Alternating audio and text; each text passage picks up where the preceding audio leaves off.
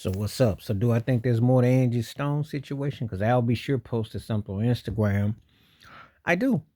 She talked about it, as I said in the video. Rest in peace to her. But she talked about a couple months ago that she was owed some money, and she said she know who took her publishing.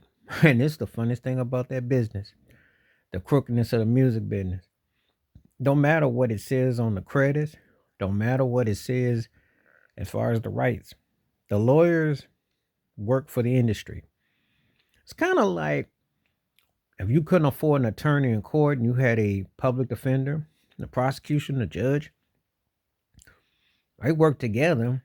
Yeah, you get you a light sentence, but they work together to flip your pockets. That's what it works. If you don't have anyone to protect you and your assets, um, they will definitely shuffle your pockets up.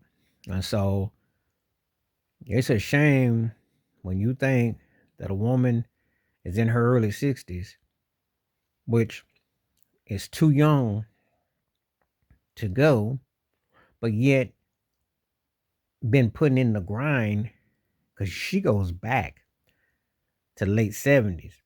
You do the math, and you think about how long that's been, and all the politics and the background session work and the studio work and the album, all the stuff, and you still out here barely getting nickels on the dimes of the dollar, which is so unjust. And then you happen to live off those royalties, but they own you. That's the sad part. And I am a firm believer there's a lot more going on with the Aingie Stone story, which I've heard with countless artists. The industry owns you. You know, Prince put slave on his face. He wasn't lying. Michael Jackson told you about Sony. He wasn't lying. George Michael told you about what he went through with Sony. He wasn't lying. It cuts through race and class, etc. But you feel it more so when you're black. You really do, more so. You know, we never really know what happened with Sam Cooke. There have been some conspiracies even with Otis Redding.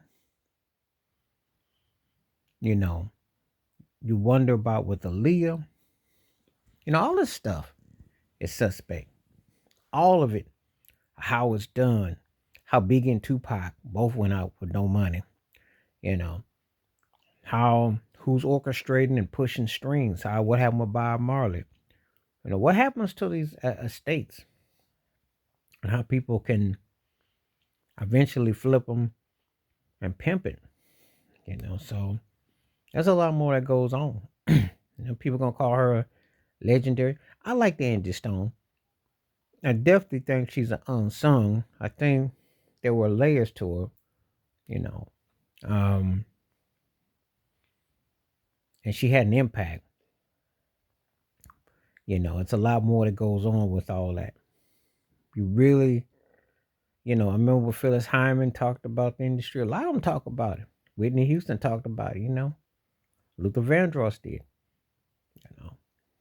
It's no different than America. And it's racist and it's turn and they politic you on the wars. They do you some kind of way.